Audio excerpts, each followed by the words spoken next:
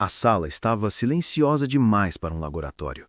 O tipo de silêncio que não é a ausência de som, mas presença de algo invisível. Algo que preenche as frestas entre paredes, mesas, fios e aparelhos metálicos como se vigiasse cada respiração humana ali dentro. E foi exatamente nesse tipo de silêncio que Alex Thanos costumava trabalhar. Não porque ele o buscasse, mas porque suas capacidades o exigiam. Onde o mundo via apenas a superfície da realidade, ele percebia camadas adicionais, correntes sutis circulando entre objetos, pensamentos e intenções. Quando Alex entrou no laboratório da American Society for Psychical Research naquela manhã fria, os pesquisadores já estavam preparados. O experimento do dia seria mais um daqueles que, se bem-sucedido, desafiaria não apenas a psicologia tradicional, mas a física, a neurociência e a própria concepção de percepção humana.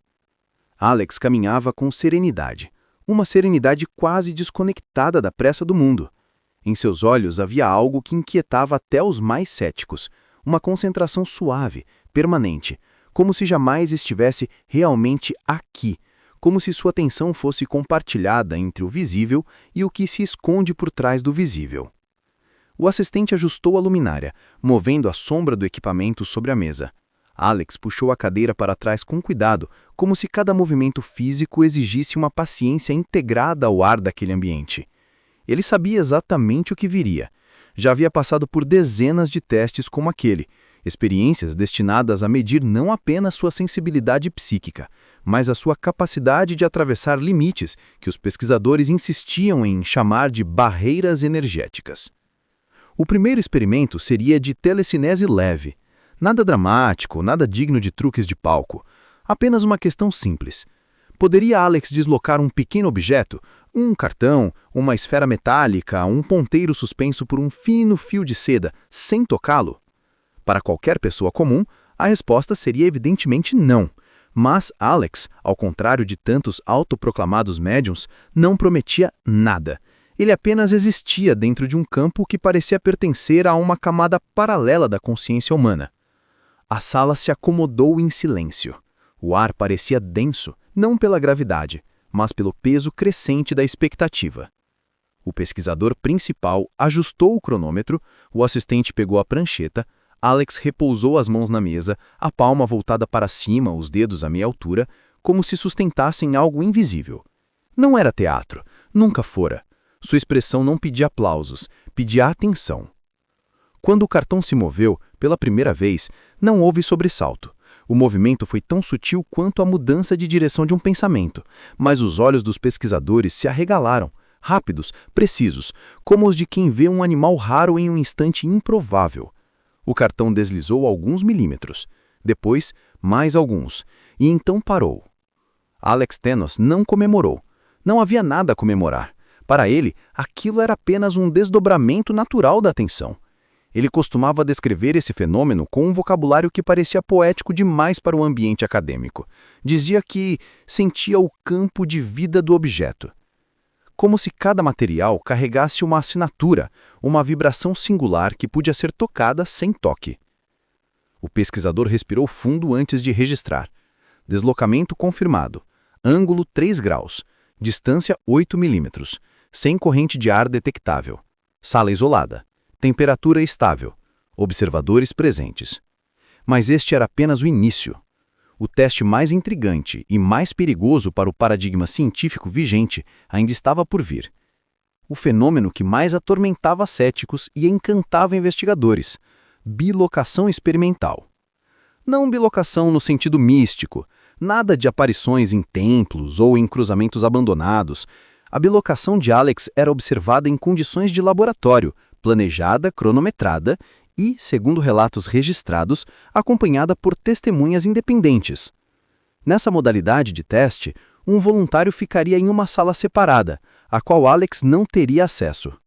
Caberia ao sensitivo, de alguma forma que a psicologia moderna não conseguia explicar, manifestar sua presença alternativa naquele outro ambiente, seja através de percepção remota, seja através de fenômenos físicos mínimos.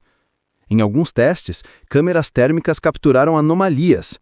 Em outros, luzes reagiram de forma improvável.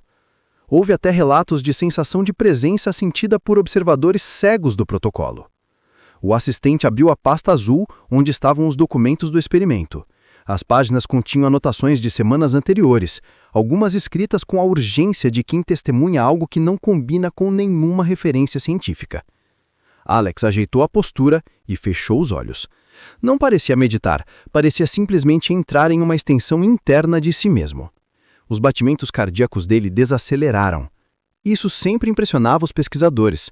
O corpo físico se aquietava, mas outra parte dele se expandia, como se ocupasse um espaço que não obedecia às fronteiras do organismo.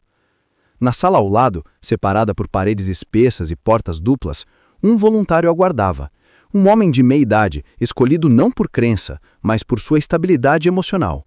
Ele não sabia em qual minuto a experiência começaria. Era parte do isolamento experimental. Minutos se passaram com um silêncio tão profundo que parecia mais denso que o ar. E então, algo aconteceu. O voluntário, sentado sozinho, ergueu a cabeça. Um leve frio circulou ao redor dos seus ombros, não um vento, mas uma alteração sutil no campo de temperatura local, como se alguém tivesse entrado sem entrar. Ele descreveu depois como uma lembrança de presença, um movimento perceptível, mas sem forma. Na sala principal, Alex abriu os olhos.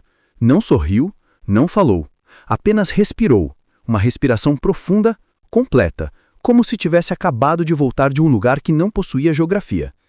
Os instrumentos registraram uma queda abrupta e momentânea na carga eletroestática da sala ao lado. Os pesquisadores se olharam com expressões que tentavam ser neutras, mas não conseguiam. Não havia explicação fácil. E era exatamente por isso que Alex continuava sendo estudado, não para provar crenças, mas porque negar fenômenos observáveis seria intelectualmente desonesto. O voluntário, sozinho, exalou devagar e sussurrou. Teve alguém aqui. Ele não sabia, mas no mesmo minuto exato, Alex abriu as mãos na mesa, como se estivesse soltando algo que, por alguns instantes, estivesse em outro lugar. A experiência estava longe de terminar, e os fenômenos só iam se intensificar. O clima no laboratório mudou depois daquele primeiro registro de presença. Não foi uma mudança visível, não houve movimentação de móveis, lâmpadas oscilando ou qualquer perturbação física que pudesse sugerir interferência. A alteração estava na atmosfera humana. No modo como os pesquisadores passaram a olhar para Alex, mesmo tentando manter a compostura científica. Era como se finalmente admitissem, mesmo que não em voz alta, que aquilo que tinham presenciado não se encaixava em nenhuma gaveta do conhecimento tradicional. Alex permaneceu sentado, imóvel, com a respiração calma, como se tivesse acabado de atravessar uma vastidão silenciosa. É curioso como alguns indivíduos parecem carregar dentro de si espaços que não pertencem ao corpo. Em Alex, essa impressão era constante, uma amplidão interna que se expandia conforme ele se concentrava, como se houvesse mais consciência ali do que caberia dentro do organismo humano. O pesquisador principal, tentando manter a voz estável, explicou o próximo estágio do experimento. Agora, a equipe queria registrar não apenas uma impressão subjetiva de presença na sala adjacente, mas um efeito físico mínimo que pudesse ser mensurado. Os aparelhos foram religados, sensores térmicos, microvariações de campo eletromagnético, placas sensíveis à vibração e um pequeno dispositivo intermitente de luz cuja função era detectar alterações incomuns no ambiente. Alex ouviu atentamente, embora já soubesse o que esperavam dele. O fenômeno de bilocação nunca fora algo que ele pudera controlar com precisão cirúrgica. Era mais parecido com entrar em uma corrente, e a corrente decidir o percurso. Ele não se via como autor de um ato, mas como alguém que se alinhava a um fluxo natural, embora invisível, que existia desde sempre, mas raramente era acessado por humanos. O assistente fechou a porta da sala ao lado e conferiu os lacres. Nenhum som, nenhuma luz, nenhuma referência. A ideia era impedir qualquer pista sensorial que pudesse comprometer a validação do experimento. O voluntário anterior havia sido substituído por outro, desta vez uma mulher treinada em observação neutra. Ela não saberia quando esse teste começaria, nem por quanto tempo duraria. Tudo deveria acontecer em silêncio absoluto. Alex fechou os olhos novamente. Era quase um ritual, embora ele rejeitasse essa palavra.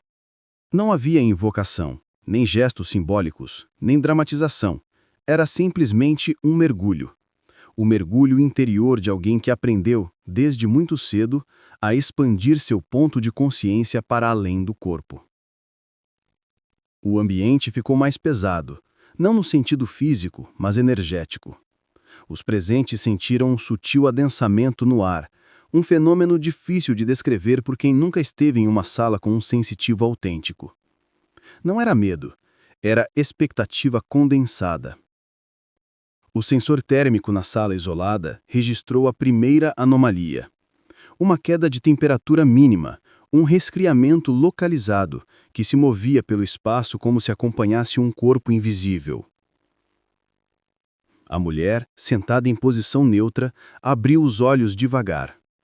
Não havia nada à sua frente, mas ela descreveu depois uma sensação difícil de nomear, como se alguém tivesse passado atrás dela sem fazer barulho. O pesquisador na sala principal anotou o horário da mudança térmica. Era o mesmo instante em que Alex inclinou levemente a cabeça, como quem escuta algo distante.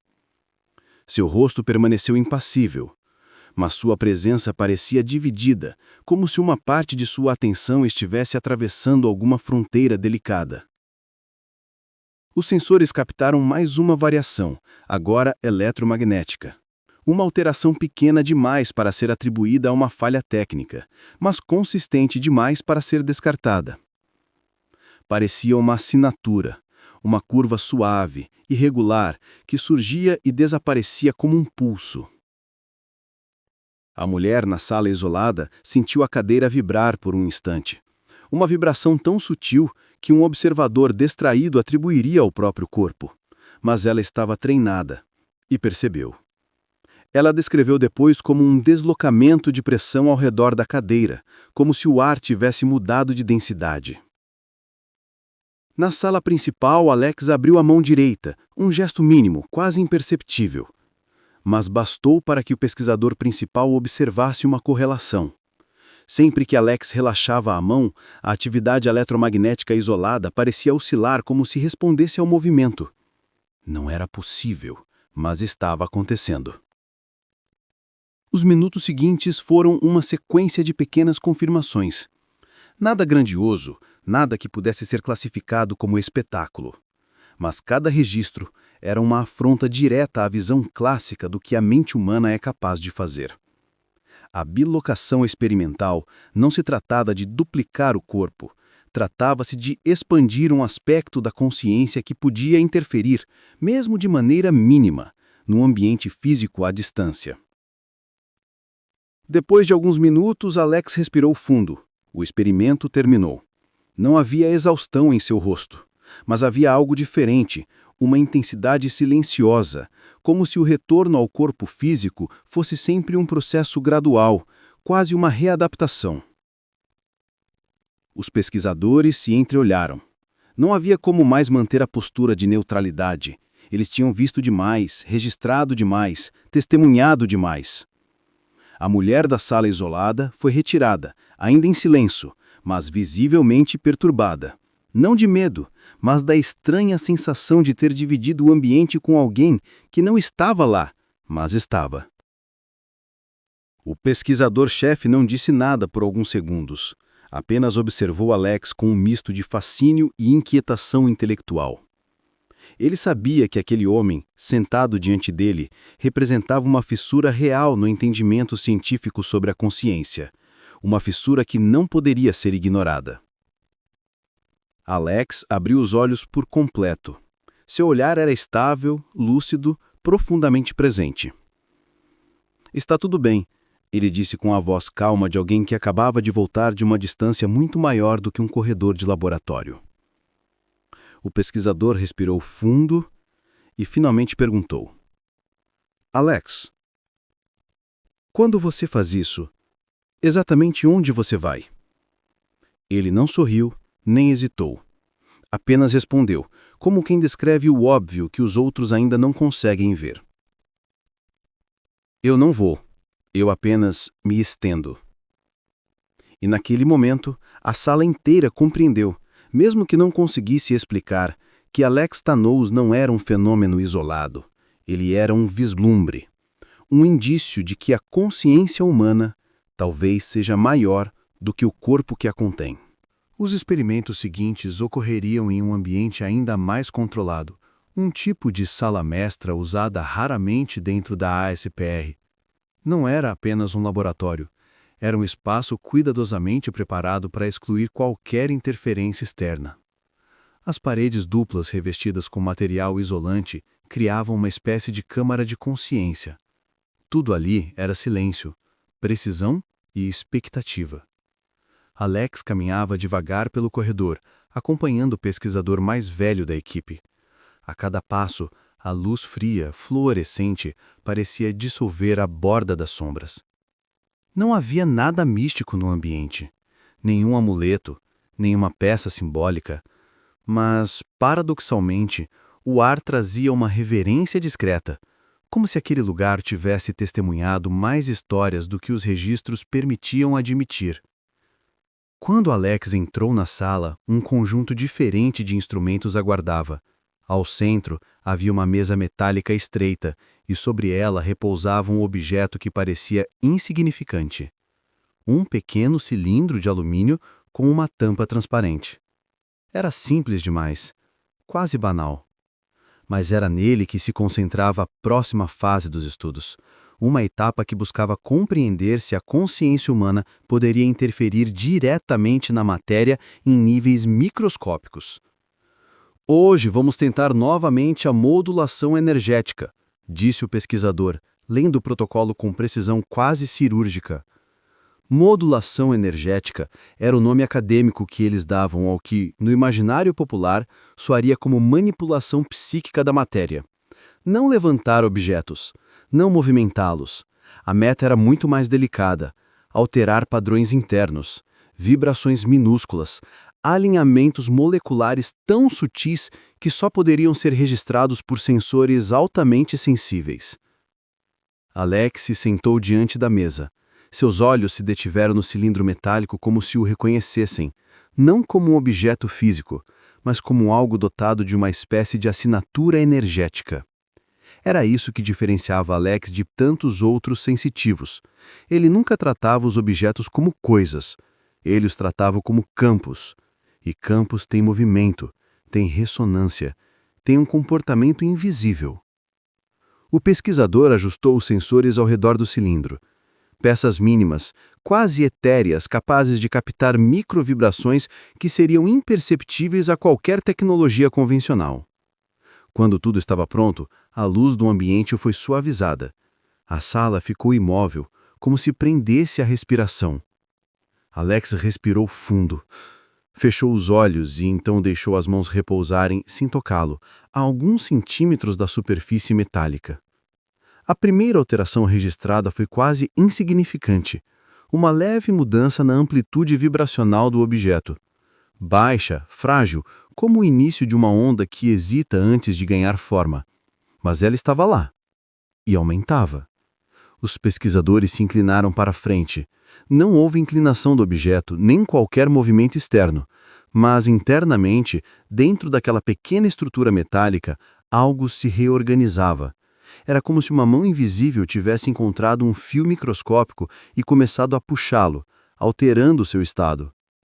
Para Alex, não havia esforço físico, apenas concentração, uma concentração que não se assemelhava à mentalidade humana comum. Ele descrevia essa sensação como o descer para dentro das coisas, como se cada objeto fosse uma paisagem, e dentro dessa paisagem houvesse caminhos, zonas quentes, zonas frias, regiões que respondiam à presença da consciência. Os registros mostravam uma mudança na vibração interna do cilindro. Não era grande, não era dramática, mas era impossível de atribuir ao acaso. A matéria não altera seus padrões sem causa. E ali, naquele instante, A única variável em ação era Alex. O pesquisador ergueu os olhos lentamente. Ele mesmo parecia dividido entre deslumbramento e desconforto. Como aceitar que a mente humana pudesse interferir na estrutura interna da matéria? Isso significaria que as fronteiras entre a realidade física e a percepção não eram tão sólidas quanto acreditavam. A segunda fase do experimento começou. Agora, o objetivo era detectar se Alex poderia de alguma forma imprimir uma assinatura energética no objeto.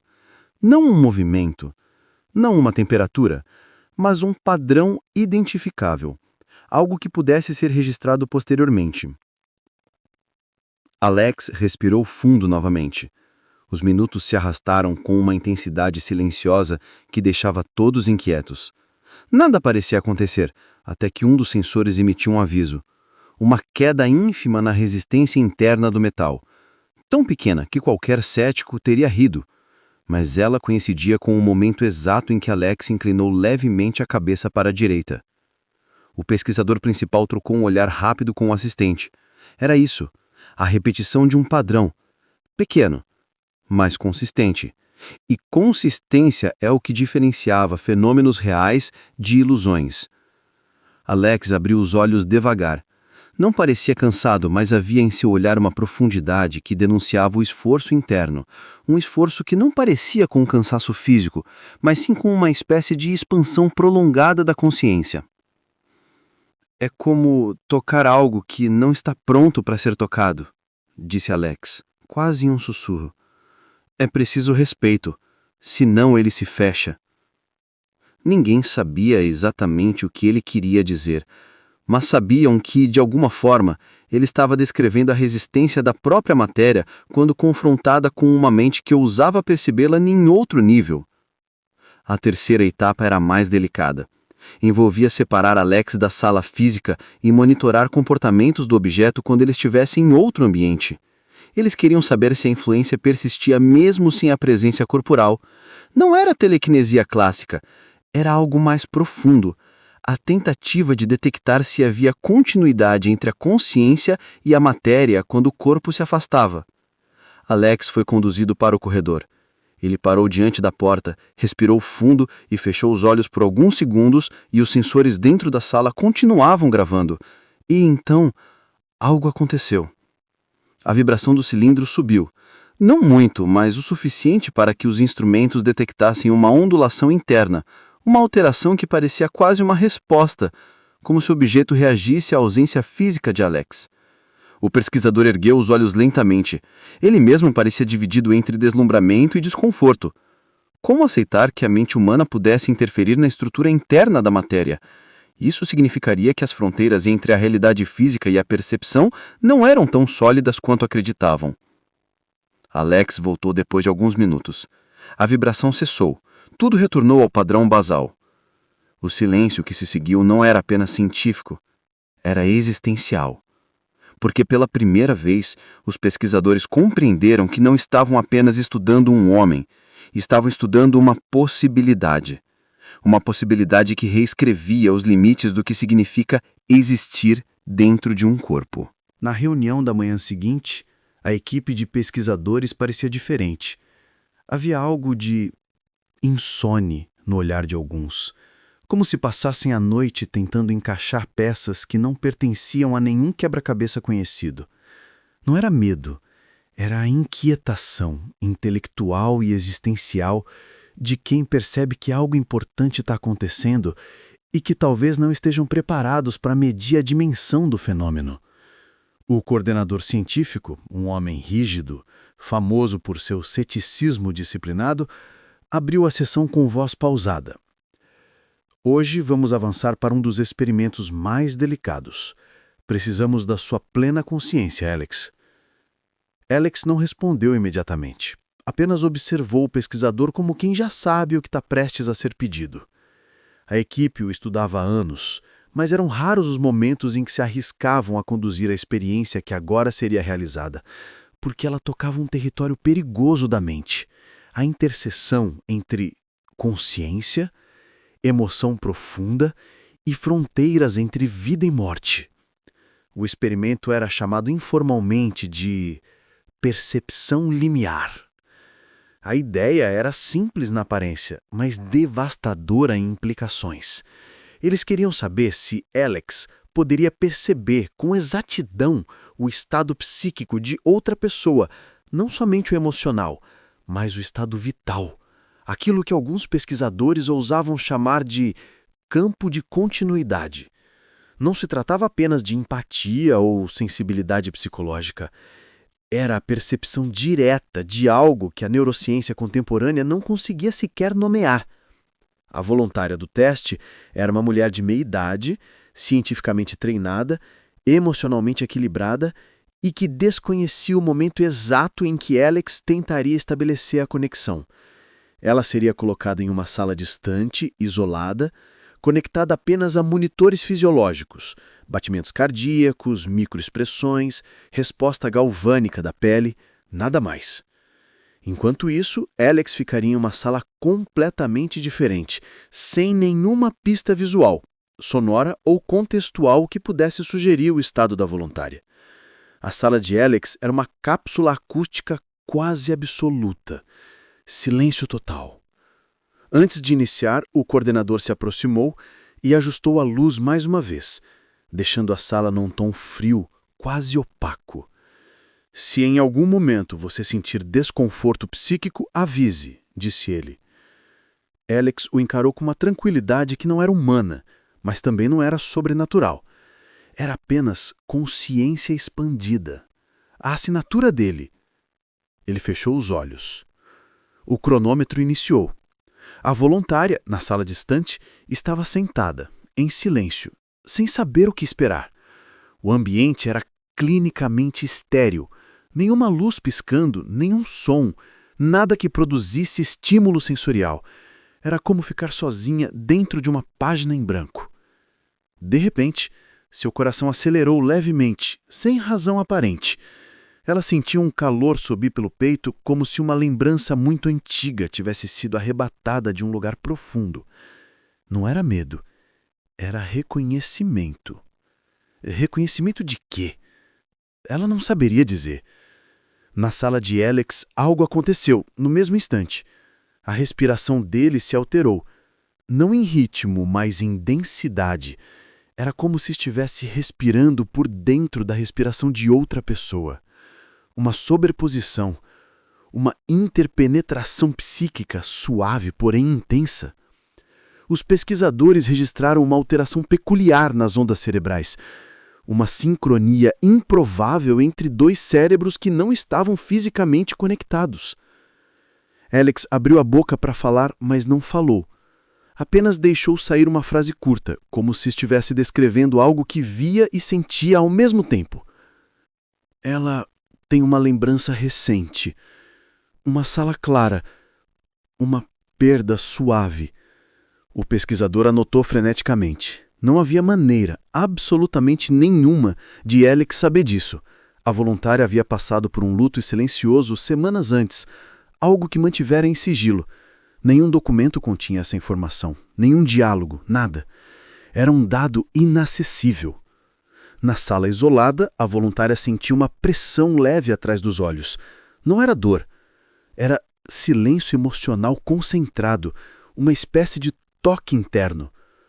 Os monitores captaram uma variabilidade súbita nos batimentos cardíacos, como se uma presença emocional tivesse entrado no campo dela, não fisicamente, mas em profundidade. Ao mesmo tempo, na sala de Alex, ele inclinou suavemente a cabeça, como se escutasse algo distante. Sua expressão mudou. Não para medo, não para dor, mas para uma compaixão silenciosa, profunda, intensa. Ela está lembrando agora, disse Alex. O coordenador levantou os olhos do relatório, incrédulo. Ele se levantou devagar, aproximou-se do vidro da sala principal e observou Alex com uma perplexidade que poucas vezes revelara ao longo da carreira. A voluntária começou a chorar, não de tristeza, mas de libertação. Um choro silencioso, líquido, que não fazia ruído, mas alterava completamente sua expressão. Não havia como ela saber que Alex estava descrevendo naquele exato instante o que ela sentia.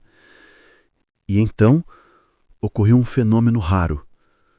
Um que os pesquisadores testemunharam apenas 2 ou 3 vezes nos anos mais intensos da pesquisa psíquica.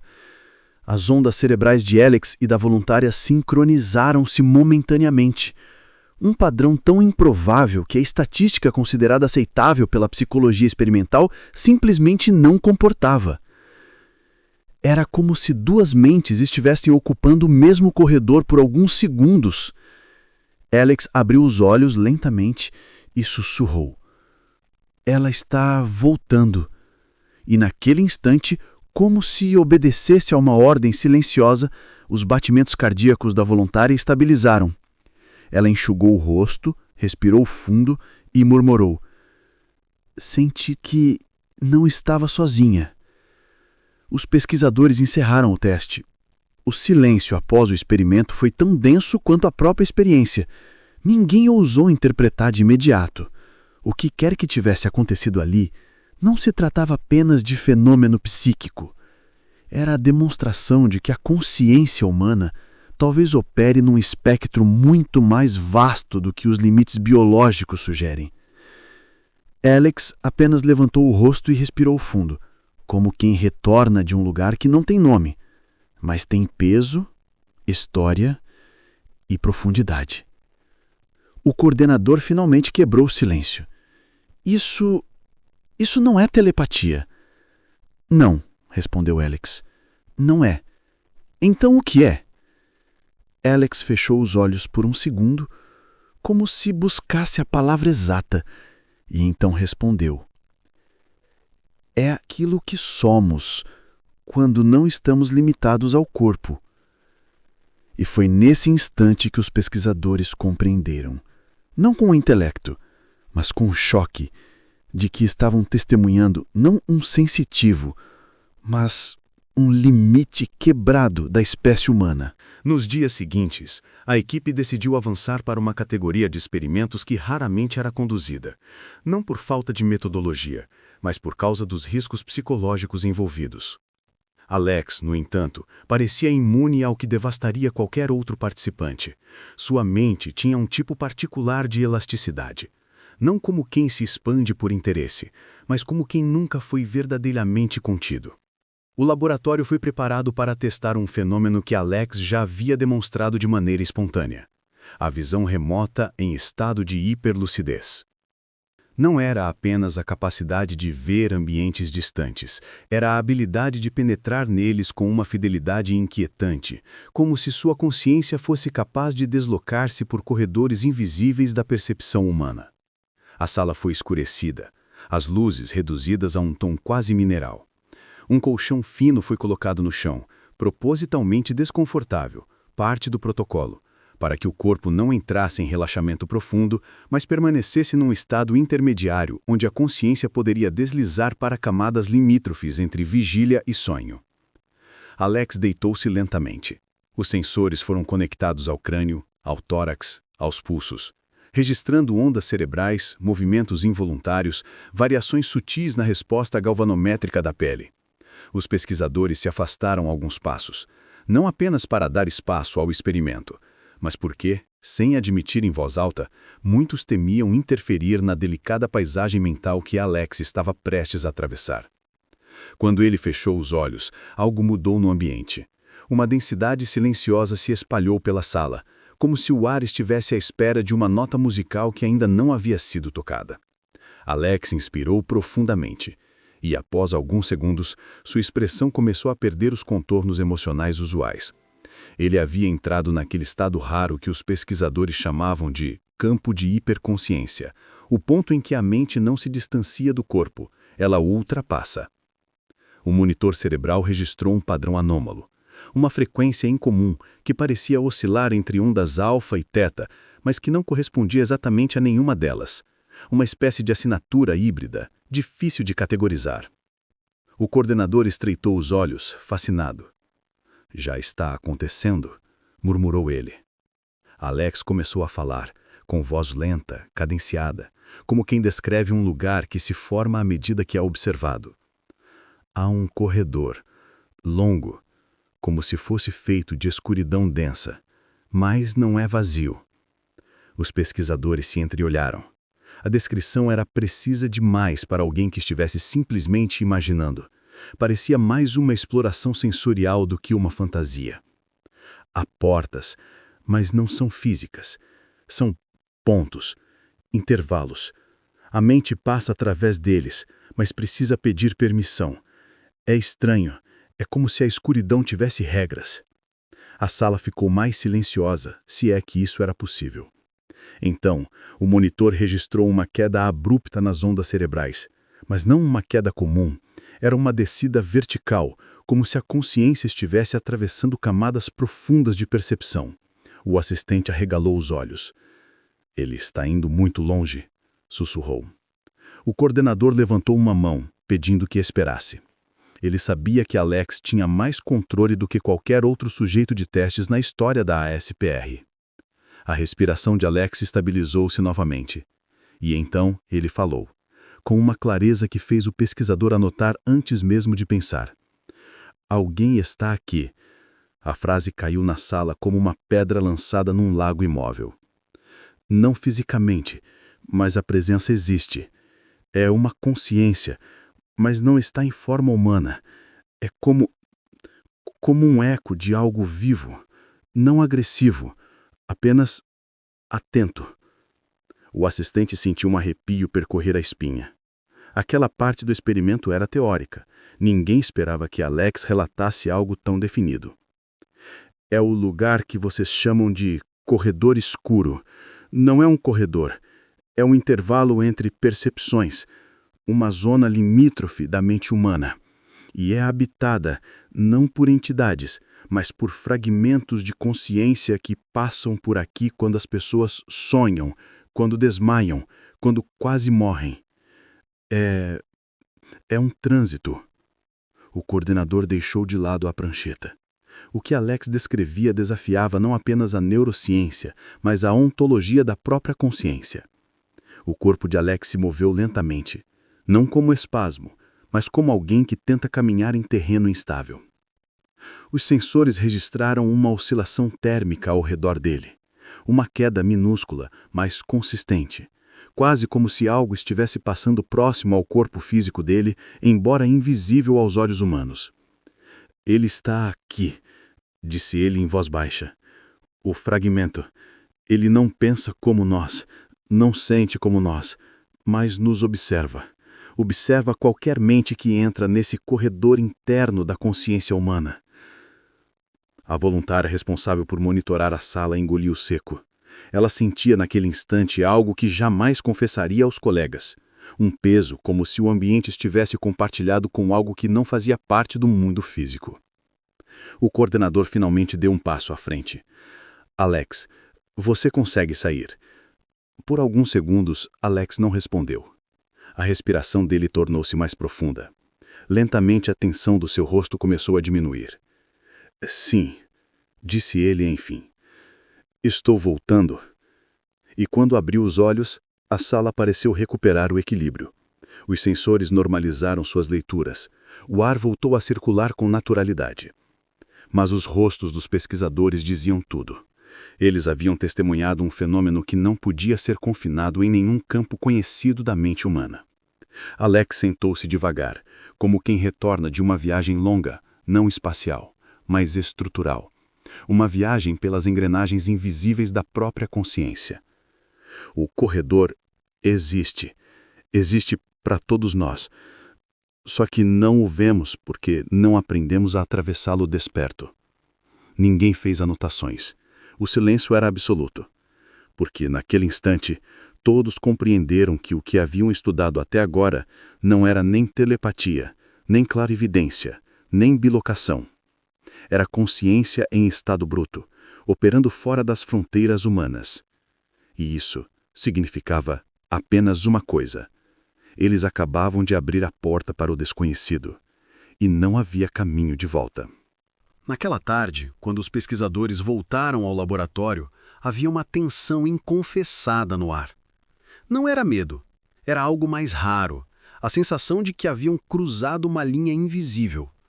Uma linha que separa a ciência experimental daquilo que, se explorado profundamente, poderia alterar a compreensão humana sobre mente, morte e continuidade. O coordenador, normalmente impassível, entrou com passos lentos, ponderados. Ele sabia que estavam prestes a conduzir um experimento que muitos consideravam ousado demais. Não porque desafiava o método científico, mas porque tocava a psicologia humana em uma zona proibida, a interferência nos sonhos de outra pessoa. Um fenômeno que, se real, desafiaria tudo. Alex estava sentado no canto da sala, silencioso. Ele não parecia aflito, parecia preparado. Seus olhos tinham aquele brilho calmo de quem sabe que a mente pode ir longe demais e, mesmo assim, aceita o caminho. O assistente posicionou uma poltrona reclinável no centro da sala. A voluntária daquela noite já aguardava em um quarto separado, onde adormeceria sob monitoramento fisiológico. Ela não tinha qualquer informação sobre o conteúdo do experimento, para impedir sugestão. A pesquisa consistia em algo incrivelmente simples na estrutura, mas avassalador nas implicações. Eles queriam saber se Alex poderia entrar no sonho de outra pessoa. Não como uma metáfora poética, mas como uma presença real, reconhecível, interveniente. A voluntária foi sedada levemente, até atingir um estado de sono REM, a fase mais profunda e mais vívida do ciclo humano. O monitor cardíaco exibia o ritmo acelerado característico do início dos sonhos. A porta da sala principal se fechou. Alex respirou fundo, repousando as mãos nos joelhos como quem se prepara para atravessar um limiar invisível. Ele não falava sobre seus métodos, porque não eram métodos, eram estados de consciência que ele acessava naturalmente. Quando fechou os olhos, o ambiente ao redor pareceu recolher sua própria presença. O ar ficou pesado, um peso sutil, semelhante ao momento que antecede uma tempestade, quando até as partículas da atmosfera parecem aguardar. No quarto ao lado, a voluntária começou a movimentar os olhos sobre as pálpebras. Ela estava sonhando. Na sala principal, Alex inclinou a cabeça. Ela está num campo aberto, murmurou, a voz modulada, quase distante. Há vento. Algo está vindo ao encontro dela. O coordenador franziu o senho. Ninguém na equipe tinha informações sobre os conteúdos oníricos da voluntária. Nada havia sido discutido, registrado ou sugerido. E ainda assim, Alex parecia caminhar pelo sonho dela como quem anda em um lugar familiar. Há algo errado, disse, num tom baixíssimo. Ela está revivendo um medo antigo. Há uma sombra perto dela, não uma pessoa, mas um eco emocional. Nesse instante, o monitor cardíaco da voluntária disparou. Seu corpo se moveu sobre o lençol, inquieto, revirando-se como se estivesse fugindo de algo. O pesquisador principal se aproximou do vidro que separava os dois ambientes. Seu rosto perdeu cor. Alex continuou. Ela está chamando alguém, mas não há ninguém. O medo está crescendo.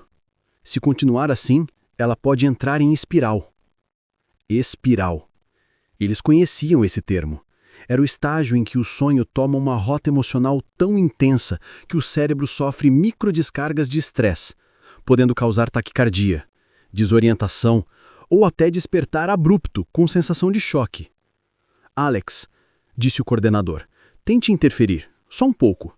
Apenas observe se ela reage. Alex respirou fundo. Os sensores mostraram uma queda súbita na atividade física dele, como se o corpo tivesse cedido espaço para uma outra camada da consciência atuar. No quarto, a voluntária congelou o movimento. E então, seu rosto mudou. Aos poucos, deixou o terror e começou a suavizar, como se algo tivesse entrado no sonho e colocado ordem naquele caos. Ela está me vendo, disse Alex, com a voz mais baixa ainda. Eu não falo com ela. Apenas fico perto. Isso acalma o ambiente. O monitor cardíaco da voluntária estabilizou imediatamente. O assistente, que testemunhava aquilo pela primeira vez, apertou os lábios para evitar exclamar algo. Era impossível. E, entanto, estava acontecendo diante deles, com equipamentos registrando tudo. A voluntária murmurou algo enquanto dormia, uma palavra que o microfone captou. Obrigada. A palavra ecoou nos corredores da ASPR com a força de um terremoto silencioso. Quando Alex abriu os olhos, eles estavam marejados, não de tristeza, mas de profundidade. A experiência tinha sido intensa até para ele. A voluntária acordou meia hora depois, desorientada, mas surpreendentemente tranquila. Quando os pesquisadores perguntaram o que ela lembrava, ela descreveu. Eu estava em um campo.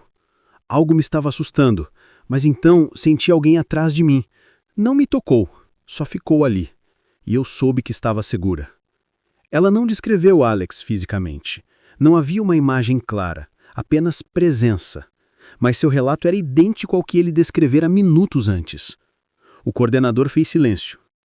Um silêncio daqueles que marcam uma vida inteira. Porque aquilo não era mais parapsicologia experimental. Não era mais hipótese. Não era mais disputa acadêmica. Era interferência consciente em um processo cognitivo humano privado. Algo que não deveria ser possível. E os pesquisadores sabiam que tinham ultrapassado um limite que talvez não devesse ser tocado. Mas ainda havia um experimento final. O experimento que quase encerrou tudo. O experimento que Alex só concordou em fazer uma única vez. O experimento que entrou para os arquivos da ASPR como o fenômeno mais assustador já registrado com ele. E esse seria o próximo passo. Nos dias que seguiram o último experimento, o laboratório parecia caminhar dentro de uma espécie de luto silencioso. Não havia reuniões eufóricas, não havia debates acalorados, não havia celebrações acadêmicas. Havia apenas o eco do que foi testemunhado, pairando nas paredes como poeira luminosa que se recusa a cair completamente. O coordenador caminhava pelos corredores com passos lentos, o olhar perdido em planos que não cabiam nas tabelas científicas que ele colecionara ao longo de décadas. Era como se sua própria estrutura profissional tivesse sido fraturada e, no lugar onde antes havia apenas rigor e método, agora surgia um abismo discreto, profundo, carregado de perguntas que nenhum manual ousava formular. Alex, por sua vez, estava sentado na sala menor do laboratório, aquela que alguns pesquisadores usavam para descanso entre as sessões. Mas ele não descansava. Permanecia imóvel, mãos entrelaçadas, olhar fixo em algum ponto interno, muito além do alcance dos olhos. A experiência com o objeto testemunho havia deixado marcas, marcas sutis, invisíveis, mas que reverberavam em sua postura como o peso de um segredo que ninguém deveria carregar. Quando o coordenador entrou, Alex levantou os olhos devagar. Não havia medo neles, mas havia cautela. Uma cautela antiga, madura, de quem entende os limites da alma humana mais do que qualquer religião, ciência ou filosofia jamais ousou admitir. O coordenador se sentou à frente dele. Precisamos conversar, disse com a voz baixa, como se temesse despertar algo adormecido na própria sala. Alex apenas assentiu. O coordenador respirou fundo, apoiou as mãos nos joelhos e falou. Nunca vi nada como aquilo. Nenhum de nós viu. Mas a questão agora não é apenas o que você mostrou. É o que isso significa. O silêncio que seguiu era quente, denso, íntimo. Um silêncio que não pertencia ao laboratório, mas à natureza humana. Alex, você entende o que aconteceu ali? Perguntou o coordenador. Alex inclinou a cabeça. A resposta veio suave, porém profundamente carregada. Eu toquei algo que não pertence ao mundo dos vivos, mas não como vocês imaginam. Não era o espírito dele, era o rastro, o peso, a impressão emocional mais densa, a última que ele deixou antes de partir. Uma consciência em dissolução, ainda buscando existir. O coordenador fechou os olhos lentamente. Era o tipo de enigma que a ciência não estava preparada para enfrentar. Eles eram treinados para seguir evidências. Mas como seguir algo que não deixa pegadas físicas, apenas pegadas na estrutura invisível da mente? Você correu risco? Perguntou ele. Alex demorou a responder. Quando fez, Sua voz era baixa demais. Toda vez que alguém toca uma emoção que não lhe pertence, corre um risco. E aquela emoção estava desesperada para não desaparecer. O coordenador sentiu a espinha gelar. Não por medo do sobrenatural, mas pela proximidade íntima entre vida e morte que Alex acabara de descrever. Como se a morte não fosse um fim, mas uma transição onde fragmentos de consciência tentam, inutilmente, estender-se por mais alguns instantes. Durante horas naquele dia, os pesquisadores revisitaram registros, relataram cada etapa, confrontaram dados, confrontaram uns aos outros, mas nada amenizava o fato de que tinham testemunhado algo que não poderia ser explicado, nem repetido, nem negado. O arquivo oficial foi fechado sob sigilo interno. A ASPR decidiu formalmente que aquele tipo de experimento jamais seria repetido e que os resultados não seriam divulgados em nenhuma publicação. Mas havia uma pergunta que ninguém ousava fazer. Até aquele fim de tarde, o coordenador finalmente olhou para Alex com um misto de amizade e reverência. Alex, por que você aceita fazer tudo isso? Por que permitir que sua mente seja esticada até esse limite? Alex sorriu pela primeira vez em dias. Era um sorriso suave, quase triste, que carregava mais sabedoria do que qualquer discurso intelectual. Porque a consciência humana é maior do que imaginamos. E alguém precisa atravessar a porta primeiro, para que os outros saibam que ela existe. O coordenador ficou em silêncio. Não havia argumento contra aquilo. Era verdade. Era simples. Era devastador. Alex se levantou, caminhou para a janela e observou o céu escurecendo. As luzes da cidade acendiam devagar, como pequenos pontos de vida tentando vencer a vastidão da noite.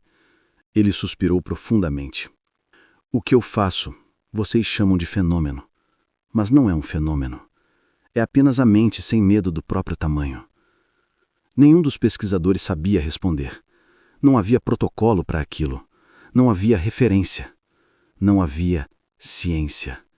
Havia apenas a estranha e implacável sensação de que a humanidade estava muito atrasada em relação àquilo que realmente poderia ser.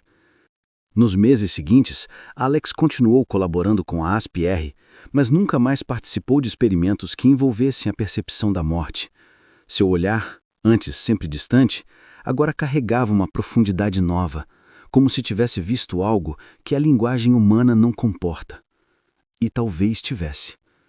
Os relatórios finais do laboratório descrevem Alex não como médium, não como sensitivo, não como paranormal, mas como um explorador da consciência, um viajante de fronteiras internas que nenhum instrumento científico conseguia mensurar completamente. Ele caminhava entre os vivos com a leveza de quem já tinha visto o outro lado da escuridão e retornado. O último registro escrito pelo coordenador, encontrado no diário interno da pesquisa, dizia: estudar Alex Tanous não é estudar fenômenos, é estudar o que a humanidade ainda não compreende sobre si mesma.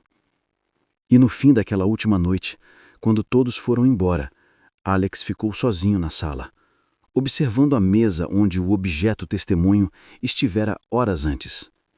Ele passou a mão sobre o vazio, como quem reconhece uma fronteira invisível, e disse baixinho, sem plateia, sem testemunhas: todos nós deixamos algo antes de partir.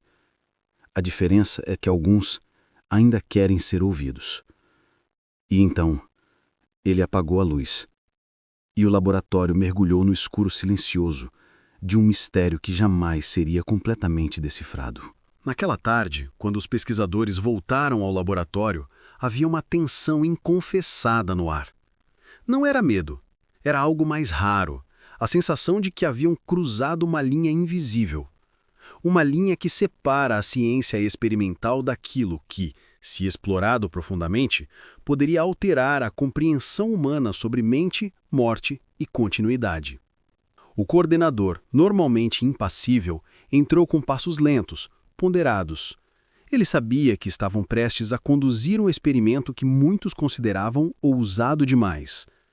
Não porque desafiava o método científico, mas porque tocava a psicologia humana em uma zona proibida, a interferência nos sonhos de outra pessoa. Um fenômeno que, se real, desafiaria tudo. Alex estava sentado no canto da sala, silencioso. Ele não parecia aflito, parecia preparado. Seus olhos tinham aquele brilho calmo de quem sabe que a mente pode ir longe demais e, mesmo assim, aceita o caminho. O assistente posicionou uma poltrona reclinável no centro da sala. A voluntária daquela noite já aguardava em um quarto separado, onde adormeceria sob monitoramento fisiológico. Ela não tinha qualquer informação sobre o conteúdo do experimento, para impedir sugestão. A pesquisa consistia em algo incrivelmente simples na estrutura, mas avassalador nas implicações. Eles queriam saber se Alex poderia entrar no sonho de outra pessoa. Não como uma metáfora poética, mas como uma presença real, reconhecível, interveniente. A voluntária foi sedada levemente, até atingir um estado de sono REM, a fase mais profunda e mais vívida do ciclo humano. O monitor cardíaco exibia o ritmo acelerado característico do início dos sonhos. A porta da sala principal se fechou. Alex respirou fundo, repousando as mãos nos joelhos como quem se prepara para atravessar um limiar invisível. Ele não falava sobre seus métodos, porque não eram métodos, eram estados de consciência que ele acessava naturalmente. Quando fechou os olhos, o ambiente ao redor pareceu recolher sua própria presença. O ar ficou pesado, um peso sutil, semelhante ao momento que antecede uma tempestade, quando até as partículas da atmosfera parecem aguardar. No quarto ao lado, a voluntária começou a movimentar os olhos sobre as pálpebras. Ela estava sonhando. Na sala principal, Alex inclinou a cabeça. Ela está num campo aberto, murmurou, a voz modulada, quase distante. Há vento. Algo está vindo ao encontro dela. O coordenador franziu o senho. Ninguém na equipe tinha informações sobre os conteúdos oníricos da voluntária. Nada havia sido discutido, registrado ou sugerido. E ainda assim, Alex parecia caminhar pelo sonho dela como quem anda em um lugar familiar. Há algo errado, disse, num tom baixíssimo. Ela está revivendo um medo antigo. Há uma sombra perto dela, não uma pessoa, mas um eco emocional. Nesse instante, o monitor cardíaco da voluntária disparou. Seu corpo se moveu sobre o lençol, inquieto, revirando-se como se estivesse fugindo de algo. O pesquisador principal se aproximou do vidro que separava os dois ambientes. Seu rosto perdeu cor. Alex continuou. Ela está chamando alguém, mas não há ninguém. O medo está crescendo. Se continuar assim, ela pode entrar em espiral. Espiral. Eles conheciam esse termo. Era o estágio em que o sonho toma uma rota emocional tão intensa que o cérebro sofre microdescargas de estresse, podendo causar taquicardia, desorientação ou até despertar abrupto com sensação de choque. Alex, disse o coordenador, tente interferir, só um pouco. Apenas observe se ela reage. Alex respirou fundo. Os sensores mostraram uma queda súbita na atividade física dele, como se o corpo tivesse cedido espaço para uma outra camada da consciência atuar. No quarto, a voluntária congelou o movimento. E então, seu rosto mudou. Aos poucos, deixou o terror e começou a suavizar, como se algo tivesse entrado no sonho e colocado ordem naquele caos. Ela está me vendo, disse Alex, com a voz mais baixa ainda. Eu não falo com ela. Apenas fico perto. Isso acalma o ambiente. O monitor cardíaco da voluntária estabilizou imediatamente. O assistente, que testemunhava aquilo pela primeira vez, apertou os lábios para evitar exclamar algo. Era impossível. E, entanto, estava acontecendo diante deles, com equipamentos registrando tudo. A voluntária murmurou algo enquanto dormia, uma palavra que o microfone captou. Obrigada. A palavra ecoou nos corredores da ASPR com a força de um terremoto silencioso. Quando Alex abriu os olhos, eles estavam marejados, não de tristeza, mas de profundidade. A experiência tinha sido intensa até para ele. A voluntária acordou meia hora depois, desorientada, mas surpreendentemente tranquila.